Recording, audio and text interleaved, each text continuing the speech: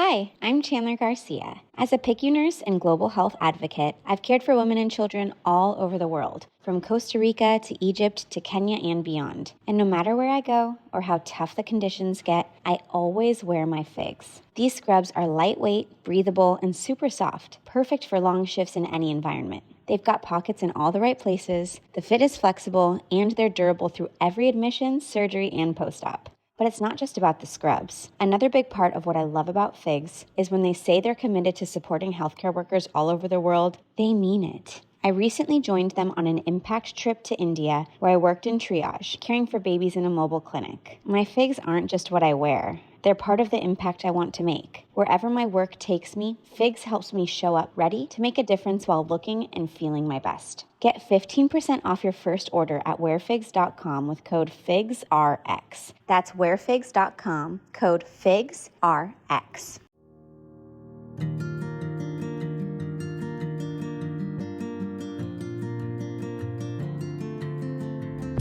Hey everyone, and welcome back to the Energy to Heal podcast. My name is Laura. I'm your host as always.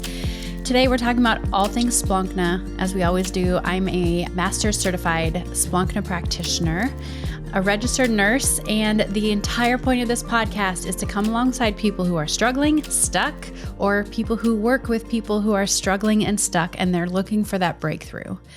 Now, the thing I'm talking about today is something that comes up so frequently in my conversations with my own clients. In my own experience, I've lived this, and it is so bizarre to me that I have done my best to kind of go on a deep dive to figure out what in the world is this and what do we do about it? And the thing I'm talking about is being emotionally numb. Now, you might know somebody who just doesn't feel emotions. You might have been through seasons of your own life where you felt like you were floating through your own life. It's a very zombie-like feeling. It's a very disassociated feeling. Like you're watching everything happen, but you don't actually have a response to it. You feel like you're kind of mechanical about it.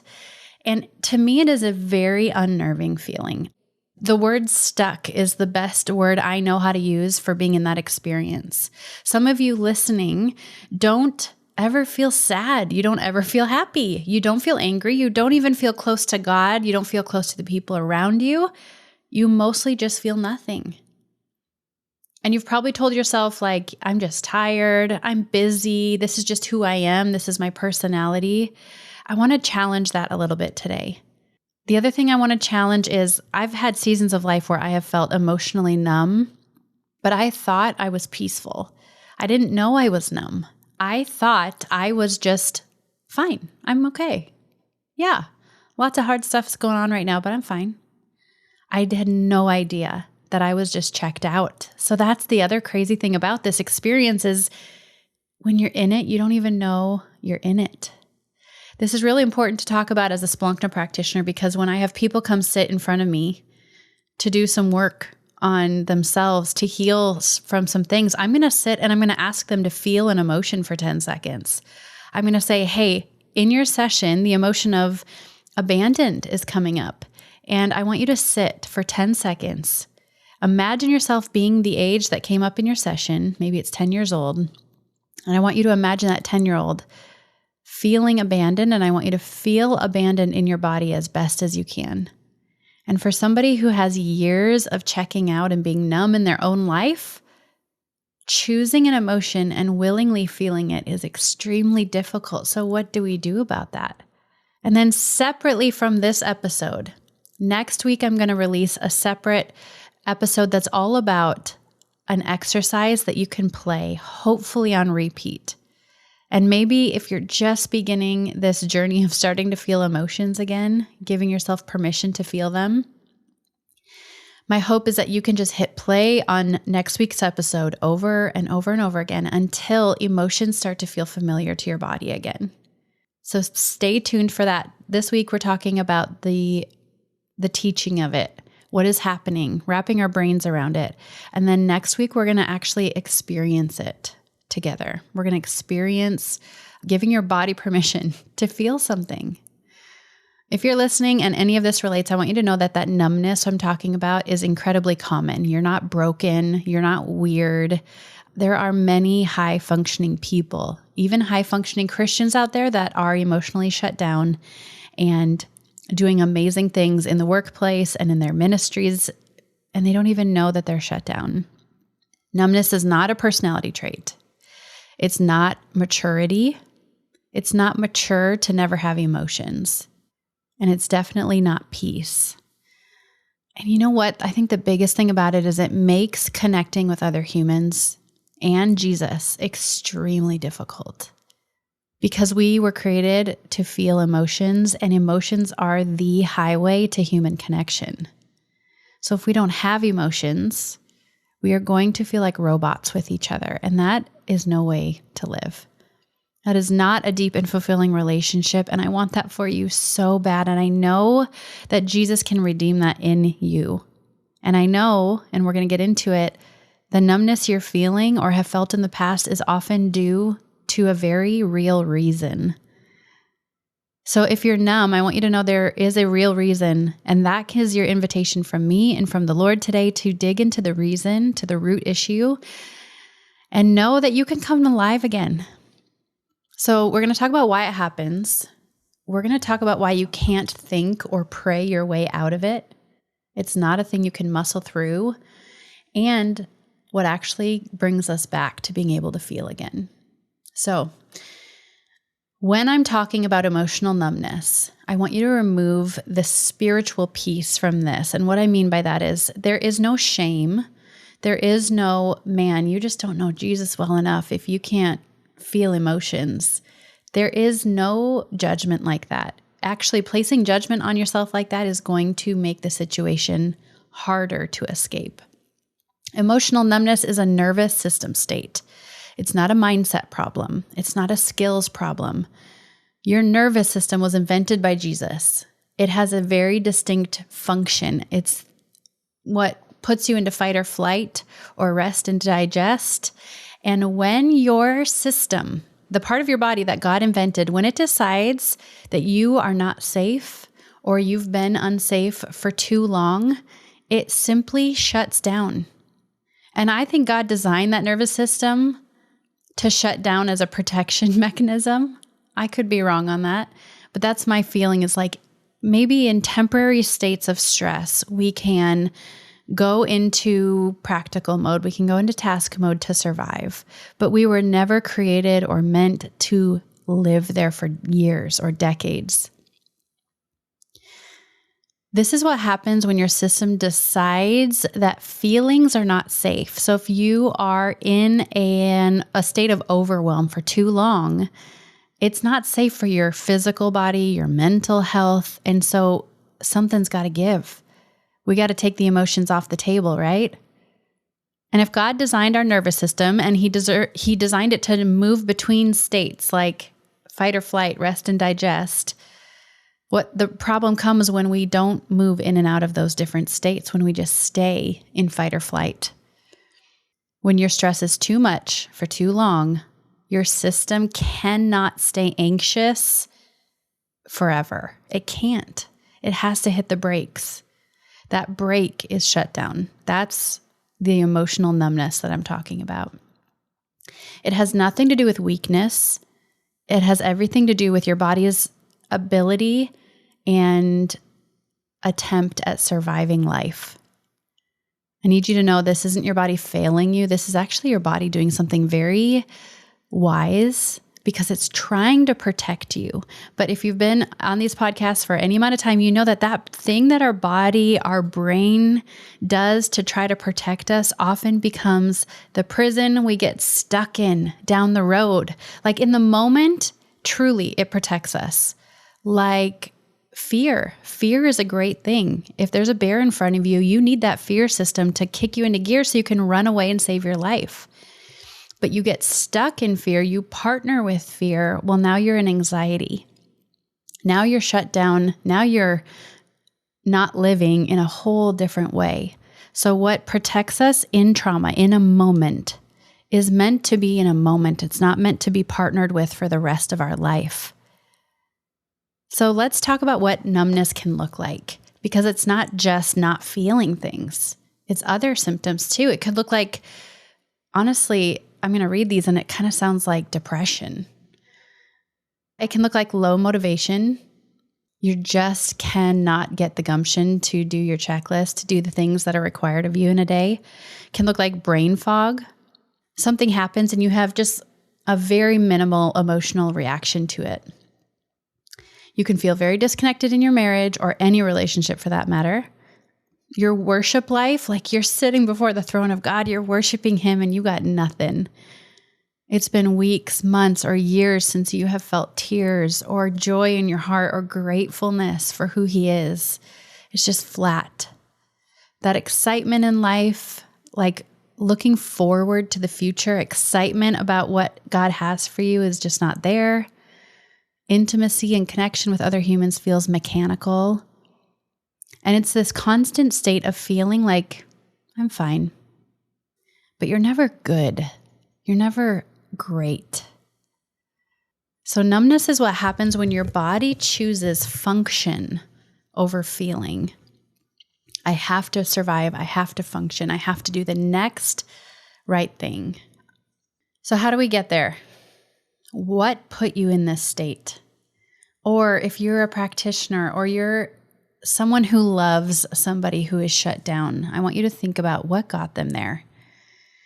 It could be all the way back to your childhood. I talk about this a lot when I talk about an electric environment. If you grew up in an environment where you were, at any given moment, the peace could be interrupted without warning, and someone would just start yelling at you, criticizing you, shaming you, embarrassing you in front of everybody. The home you existed in was not an emotionally safe place to exist. That is growing up in a place that was constantly, chronically, emotionally overwhelming. Because think of it, even in the good moments when there was peace in your home, your nervous system knew fully well that at any moment, everything could change. So scanning an environment for a threat, scanning the environment for the tiniest signal that things are about to go off the rails became your nervous system's job. You were never able to fully rest because even in peace, you were scanning the environment for instability, for danger. Sometimes just being the role in your life where you're always the responsible one can put you in that chronic emotional overwhelm. It's like you don't have support. Everything falls on your shoulders. It all begins and ends with you.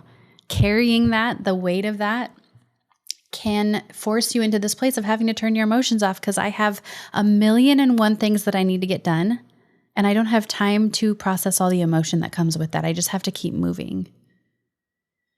Marital stress chronically can put you into that place.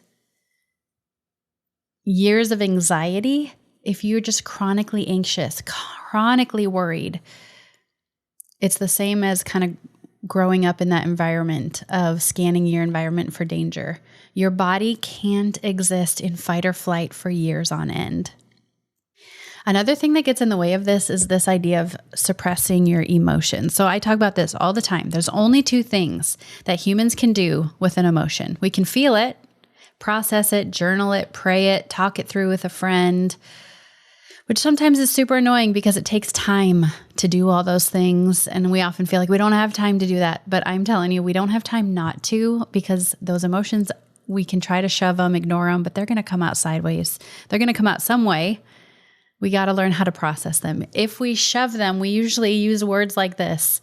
We'll tell ourselves, good Christians don't get angry, so I'm not going to get angry. I'm going to forgive. Okay, I get that, but I think you're using Christian language to gloss over and shove. Yes, we need to forgive. No doubt about that. And forgiving us actually brings freedom to us, allows us to walk in the freedom that Christ has for us. But first, you still have to process what happened. You don't just slap the forgiveness Band-Aid on it and move on. That is a fancy religious way of just shoving your emotions. You got to grieve. You have to admit that what happened felt disrespectful, or it made you angry, or it made you feel abandoned. Like address it. It's like clean out the wound before you put the bandage over it so that an infection doesn't fester. We often tell ourselves that if we're having emotions, we're being too dramatic because that's what we heard growing up. I need you to know God created your emotions and feeling them is not optional.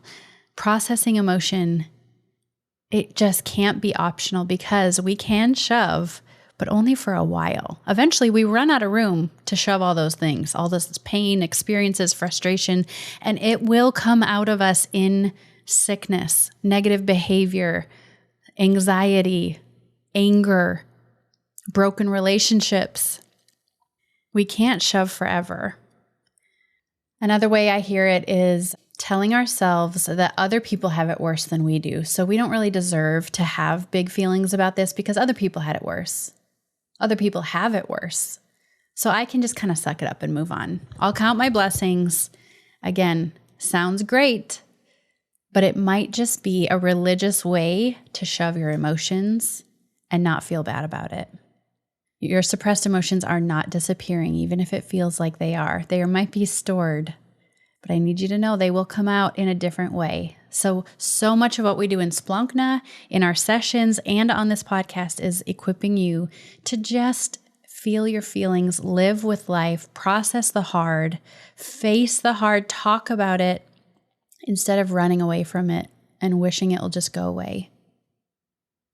So by the end of this, we're going to talk about what do we do to fix this. But first, I'm going to talk about what we are not going to do. Numbness is not a thought process. It's not a thought problem. We can't muscle our way through it. We can't follow a Bible plan that will turn this back on for us. And this is honestly, at some point I would have told somebody this, but I have learned it's not even like creating gratitude lists, although I'm a big fan of those because it retrains the brain and works with neuroplasticity. It's not a matter of how much discipline you can conjure up or how much willpower you can find. It is nothing like that. If you're trying to turn your emotions back on and be a person who can feel again, it's a different path, okay? And one thing really, really important I want to say, if you can't feel sadness, anger, resentment, disappointment, you also cannot feel true joy, anticipation, excitement, and gratefulness. I think what happens in trauma is we experience all these overwhelming emotions and they're terrifying and they're gross and they're heavy. And so something in us tries to turn those off. Well, I'm just not going to feel those again. I don't like this. This is awful. It makes life so much harder.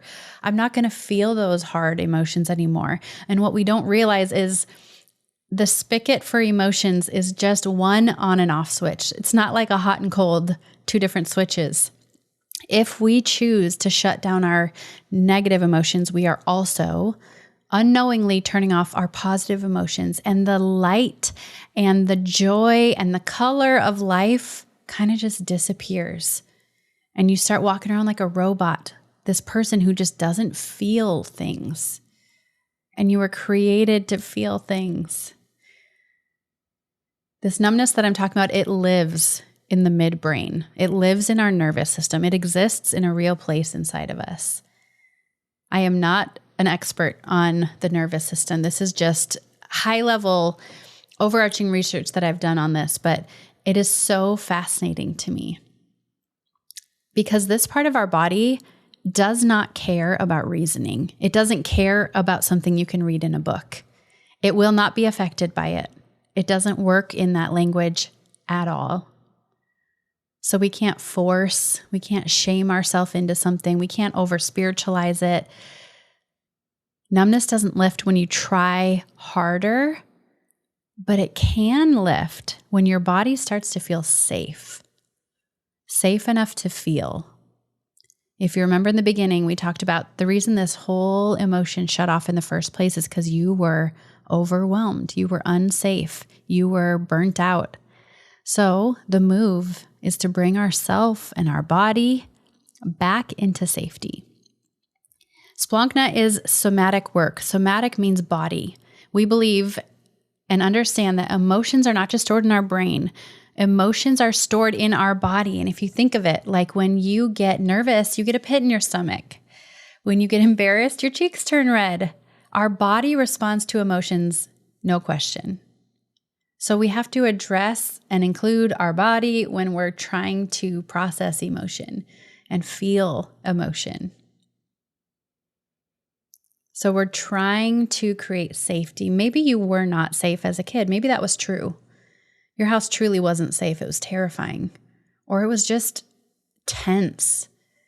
But maybe now you are in a safe environment and your body hasn't gotten the memo. It's still waiting for that angry, belligerent parent to come popping around the corner and yell something at you. So part of this work is to tell your body, like, hey, I'm not a little kid anymore. I am in a safe environment now. I can turn my emotions back on. I can handle it. I can tolerate negative feelings. It's really, really empowering when your brain and your body get on the same page with what season of life you're in. This is what I love about Splankna is it doesn't just address the cognitive part of your life. Tell me what happened. It addresses the subconscious, the nervous system, the body component. Even to the point where when I'm doing Splankna sessions with people, it's not uncommon for people to cry, which I feel like would be more expected. Like, yeah, you cry in a therapeutic setting when you're talking about a hard thing, but also yawn.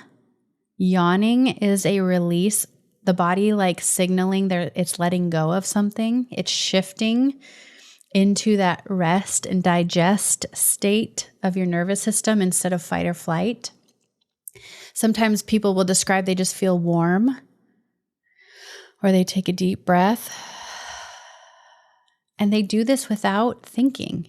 That deep sigh, shifting their nervous system into this place of safety, happens without them deciding. Their body is responding to the things we're releasing in their Splankna session. It's not uncommon for people to walk out and be like, man, I feel, which when they say that, they mean physically more peaceful. I feel lighter in my body. My actual body feels lighter. It's wild to me. It's so cool that you can process emotional weight and the physical body feels lighter. So in this idea, we're gentle, it's regulated, it's precise, and we are going for the goal of restoring. I imagine for most people, at one point you felt safe. At one point you felt restored. You felt able to kind of be yourself and not have all these guards and walls up.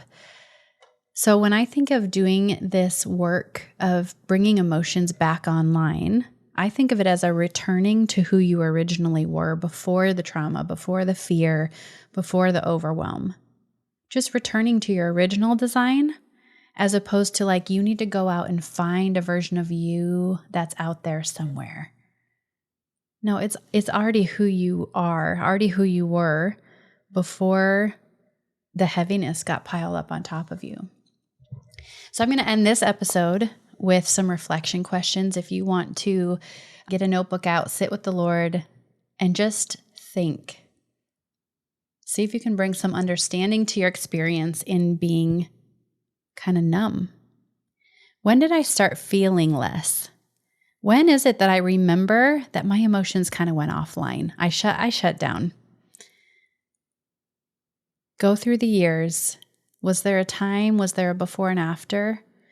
Or does this go as far back as you can remember?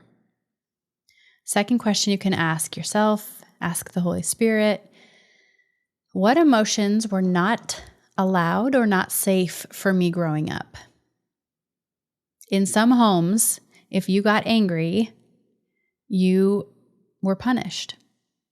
In some homes, as a kid, if you were hurting, it was seen as you were complaining. And you were always told to suck it up or get over it or be grateful.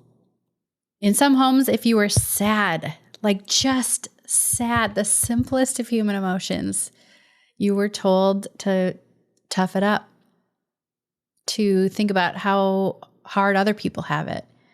So all of those emotions, they were not allowed. You had to learn how to shut them down in order to exist in that household. The third question would be, am I peaceful or am I shut down? This feeling that I feel where I'm always fine, is that because I actually am existing in a state of peace, fueled by the Holy Spirit? Or am I maybe just not spending much time in my feels, in my emotions? Am I not allowing myself to process the stuff that's actually in my life? And then the last question, what do you do? And specifically, what does your body do when things get hard? When life gets hard, do you ramp up and you add 10 things to your to-do list so you stay busy so you don't have to think about it? Do you get tense? Your muscles get tense, your shoulders come up around your ears, your heartbeat gets faster. Do you start getting mean? What is your natural response to life getting hard without you kind of dictating it or directing it? I want you to know that numbness is reversible. There is hope here. Your emotions are not gone. They're still there. They've just been switched off, but we can switch them back on again. Your capacity for joy and connection with other people is not dead. It's going to take work, and it's not going to be fast. If you have decades behind you of not feeling, then this is going to be a long game for you, but it is worth the work, worth the ride, and you are worth feeling joy. You were created to feel joy. You were created to feel empowered. And man, what a tactic of the enemy to keep you away from all of what you were designed for by just keeping you numb. If this is you, I want to invite you to come back next week. We're going to do an exercise that you can sit with. It's going to be a short 10-minute exercise that you can play every morning, every evening, twice a week, once a month, whatever is helpful for you. And it's just starting to create a place of safety for your body to be like, oh, okay, maybe I will let myself feel an emotion, and maybe it won't kill me. Maybe I'll survive it. And then you'll sit with that hard emotion for a couple minutes and you will see that you handled it. It was okay.